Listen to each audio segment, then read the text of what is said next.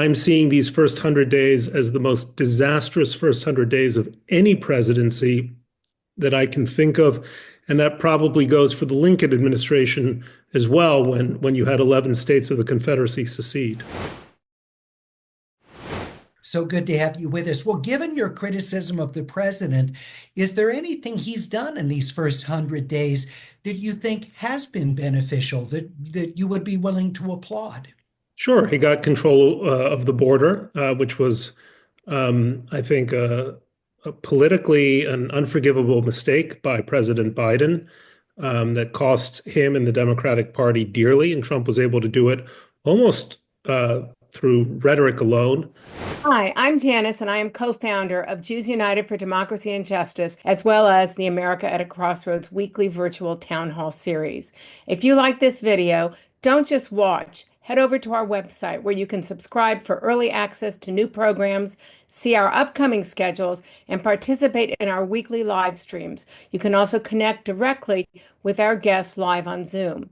Head over to JewsUnitedForDemocracy.org. You'll be part of a community of thousands from across the United States and beyond, exploring the most pressing issues facing our democracy today.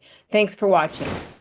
I also think that the decision to eliminate DEI initiatives throughout the federal government was one that I applauded. I think that DEI had become a kind of a system of racialized gerrymanders that didn't serve the country and wasn't in keeping with the spirit of traditional civil rights and civil liberties as we know them.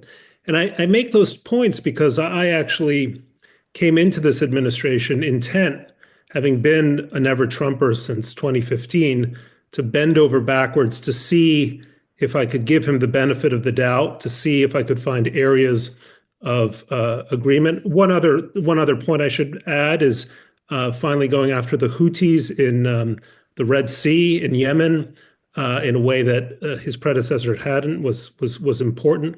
But I say all this because I think it strengthens the overall criticism. I don't think anyone can accuse me of having, TDS, Trump derangement syndrome, but I'm seeing these first 100 days as the most disastrous first 100 days of any presidency that I can think of. And that probably goes for the Lincoln administration as well, when you had 11 states of the Confederacy secede. Bret, let's talk about the border, because you see this as a success politically and practically for the president. Theoretically, could this have been done without the kind of acerbic rhetoric that Trump uses? Or was this a necessary approach to so frighten people off from attempting to cross that was the only way to control? Well, that's a question that I can't give you a perfect answer to, because we'll never know. I mean, but I think there's no question that the rhetoric that Trump employed allowed him to accomplish what would have required masses of manpower to accomplish without that rhetoric. And that's it's important to acknowledge that we had a crisis at the American border, which became apparent to you guys in California, I think, much sooner than it did to us in New York.